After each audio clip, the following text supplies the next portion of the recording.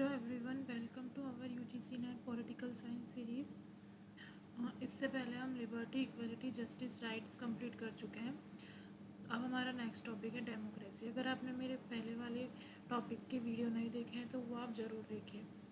तो अब इस डेमोक्रेसी वाले टॉपिक के अंदर हम कवर करेंगे डेमोक्रेसी का क्या मतलब होता है, डेमोक्रेसी का क्या मतलब होता है, कौन कौन से थिंकर हैं और उन्होंने कौन कौन से डेफिनेशंस दिए डेमोक्रेसी की। हंटिंगटन ने कौन कौन सी वेव बताई है डेमोक्रेटाइजेशन की। सीपी मैकफर्सन के मॉडल्स के बारे में बात करेंगे। मैकफर्सन ने खुद के क्या क्या व्यूज़ बताए डेमोक्रेसी के लिए, उनकी बात करेंगे। इलेक्टोरल सिस्टम क्या होता है हम वो देखेंगे, और डेमोक्रेसी कितने तरीके की होती है हम वो देखेंगे। तो चलिए अब हम शुरू करते हैं। क्या होती है गवर्नमेंट बाय द पीपल, यानी कि लोगों के पास ही अल्टीमेट पावर होती है। या तो वो अपने डिसीजन खुद ले सकते हैं डायरेक्ट डेमोक्रेसी, या वो अपने रिप्रेजेंटेटिव चूज़ कर सकते हैं, जिसको क्या बोलते हैं हम, रिप्रेजेंटेटिव डेमोक्रेसी। तो अल्टीमेटली ये किसके द्वारा होती है, गवर्नमेंट लोगों के द्वारा होती है। ग्रीक ओरिजिन, ये शब्द ग्रीक से आया। डेमोस जिसका मतलब होता है पीपल, क्रेटोस जिसका मतलब होता है पावर यानी कि रूल, यानी कि लोगों के पास ही अल्टीमेट पावर होती है रूल करने की। इसका डेमोक्रेसी के मेन एलिमेंट्स क्या होते हैं। पॉलिटिकल पार्टिसिपेशन, डेमोक्रेसी का मतलब सिर्फ यही नहीं होता कि आप लोग इलेक्शन करो और अपने रिप्रेजेंटेटिव को वोट डालो।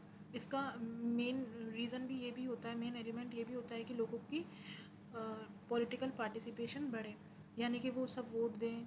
यूनिवर्सल अडल्ट सफ्रेज हो, सबको वोट देना हो, सब पॉलिटिकल जो भी मुद्दे हैं उसके अंदर पार्टिसिपेट करें।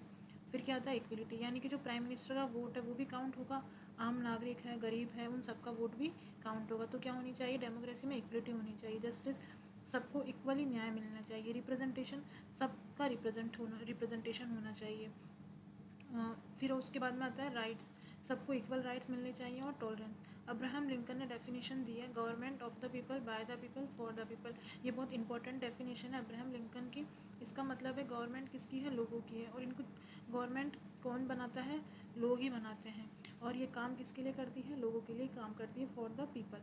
Democracy aims at empowering masses and giving voice to powerless और वॉइसलेस।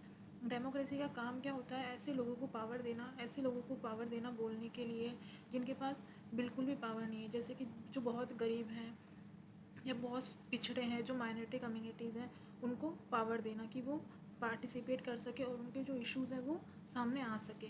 डेमोक्रेसी कल्चर क्या होता है, सबसे पहले डेमोक्रेसी कल्चर का मतलब क्या होता है कि जो लोगों का जो बिहेवियर है वो भी क्या होना चाहिए, डेमोक्रेटिक होना चाहिए।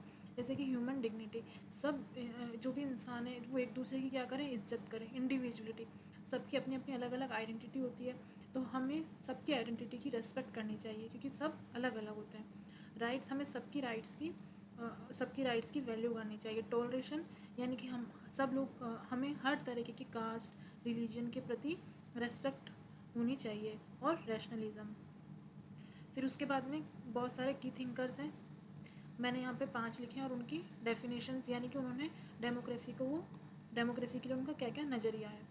सबसे पहले मैकअवर की बात कर लेते हैं।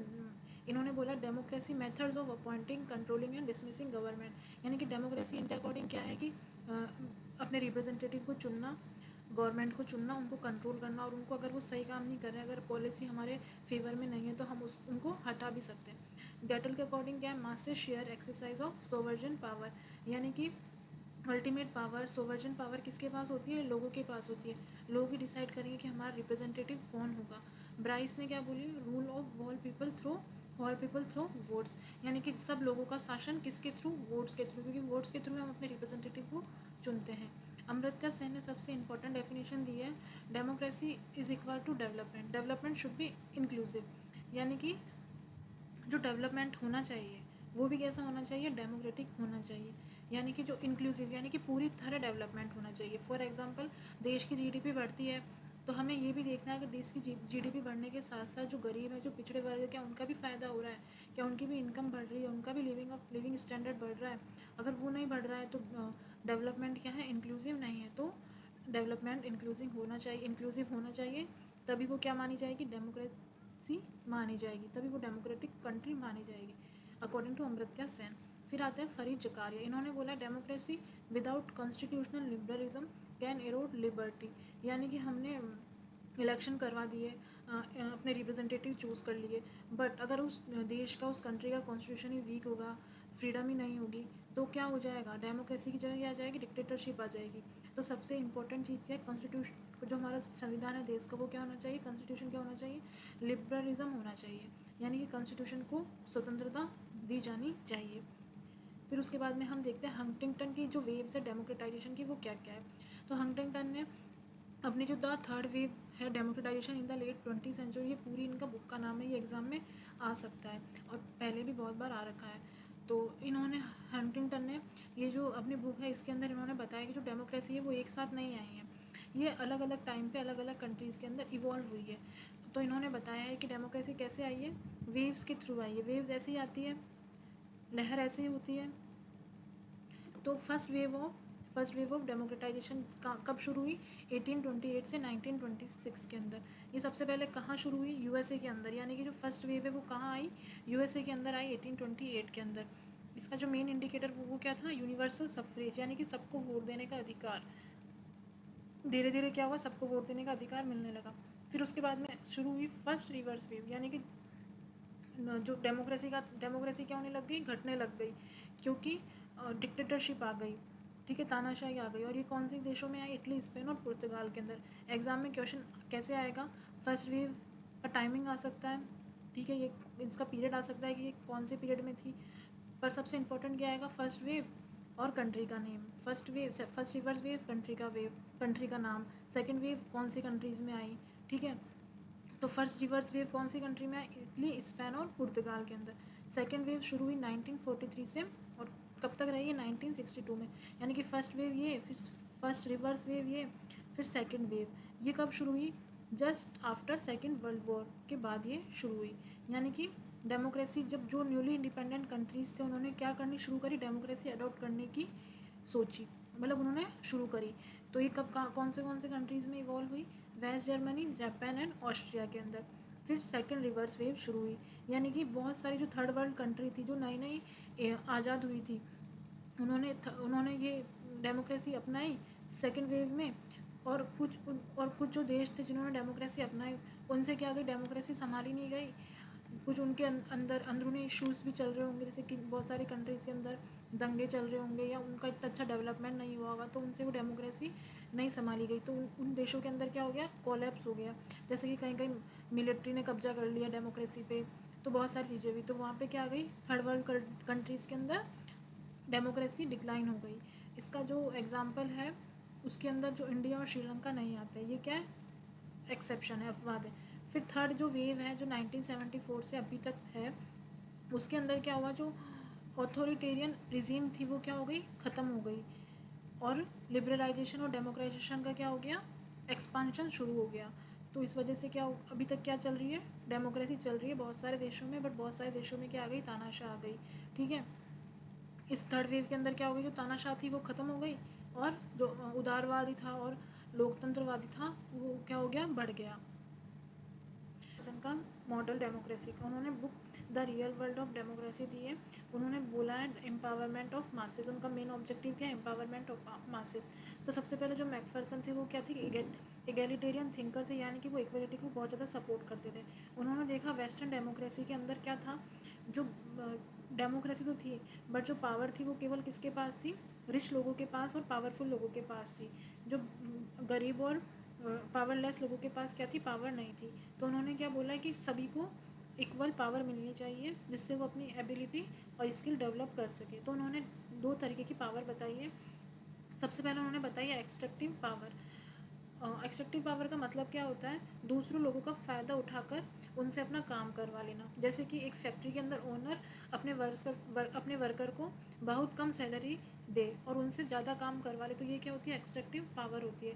मतलब किसी और की फ्रीडम और मेहनत का यूज़ करके अपना बेनिफिट कर लेना। फिर क्या उनसे पावर आती है, डेवलपमेंटल पावर, जिसको हम क्या बोलते हैं, क्रिएटिव फ्रीडम भी बोलते हैं।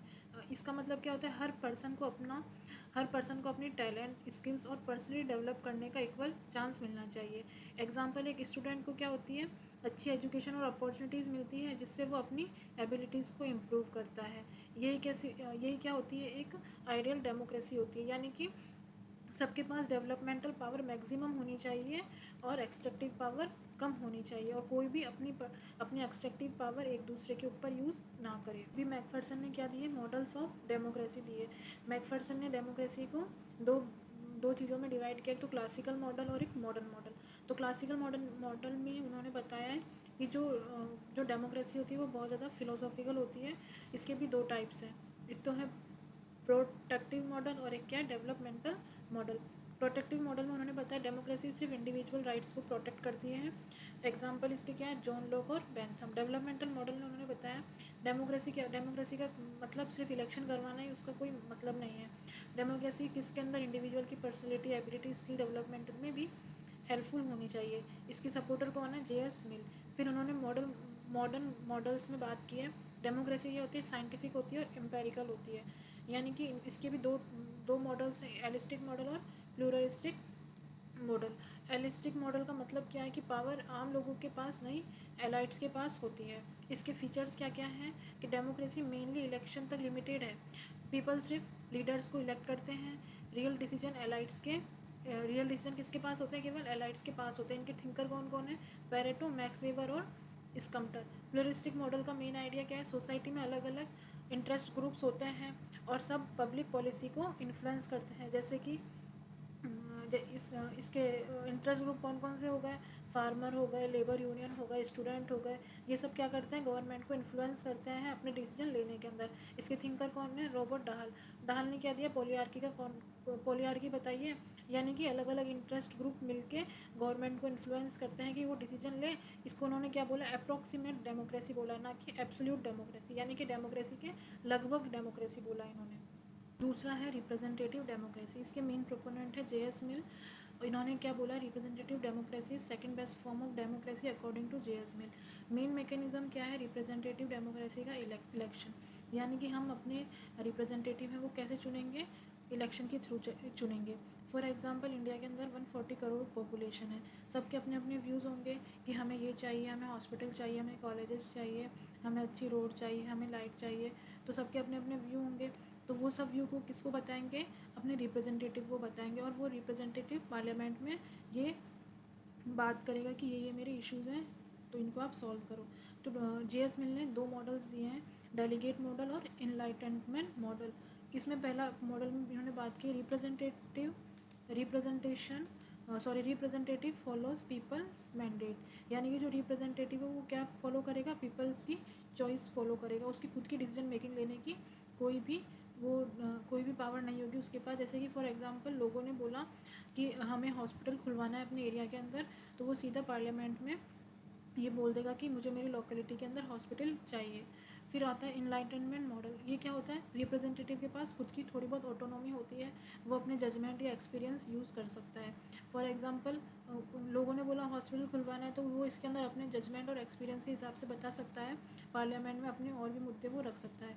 इसके कौन कौन से थिंकर है, जे.एस. मिल और एडमंड बर्ग। पार्लियामेंट किसको रिप्रेजेंट करती है, नेशन को रिप्रेजेंट करती है और नॉट मेयरली लोकल इंटरेस्ट। इसको ये क्या बोलते हैं, बर्कियन नोशंस बोलते हैं। फॉर एग्जांपल कोई भी रिप्रेजेंटेटिव है वो पूरे नेशन को रिप्रेजेंट कर रहा है, ना कि उसके सिर्फ लोकेलिटी को। तो इसको ये क्या बोलते हैं, बर्कियन नोशन बोलते हैं। ये एग्जाम में पूछ सकता है। और जे.एस. मिल ने कौन सी बेस्ट फॉर्म बताई है डेमोक्रेसी की, वो और ये और दो मॉडल कौन से थे वो, डेट्स इट। फिर उसके बाद में आता है इलेक्टोरल सिस्टम। फिर इलेक्टोरल सिस्टम यानी कि इलेक्शन कैसे होंगे, तो पहला है मेजोरिटेरियन और दूसरा है प्रोपोर्शनल। तो मेजोरिटेरियन के भी तीन है, first pass the post, second ballot और अल्टरनेटिव वोट। और इसके हैं सिंगल ट्रांसफरेबल वोट, इसको एसटीवी बोलते हैं, और लिस्ट सिस्टम। ये first pass the post system, for example इसके अंदर जैसे ABC क्लास में 3 बच्चे हैं और ए को वोट मिलता है 40, बी को मिलता है 30, और ए को मिलता है 40, बी को मिलता है 30 और इसको मिलता है सी को 20। तो सबसे ज़्यादा किसको मिले, ए को मिले, तो ए क्या करेगा, रिप्रेजेंटेटिव कर सकता है। तो ये क्या हो गया, पहले आओ पहले पाओ का सिस्टम। फिर आता है सेकंड। डेमोक्रेसी क्या होती है, मल्टी कल्चर होती है, मल्टी एथनिक होती है और प्लूरल सोसाइटीज़ के लिए होती है। इसमें अलग अलग ग्रुप्स कंपटीशन के बजाय मिलकर पावर शेयर करते हैं। मेन आइडिया क्या है, power sharing cooperation rather than competition. ये किसके अपोजिट है, मेजोरिटेरियन डेमोक्रेसी के अपोजिट है, जहाँ मेजोरिटी की चलती है। इसके गोल्स क्या हैं, गवर्नमेंट, स्टेबल गवर्नमेंट बनाना, डेमोक्रेसी के सर्वाइवल, के लिए काम करना, और सब ग्रुप्स के बीच में पावर शेयरिंग होनी चाहिए, और ये कॉन्फ्लिक्ट्स को रोकते हैं। आयरन रिचपार्ड ने 4 फीचर्स दिए हैं डेमोक्रेसी के।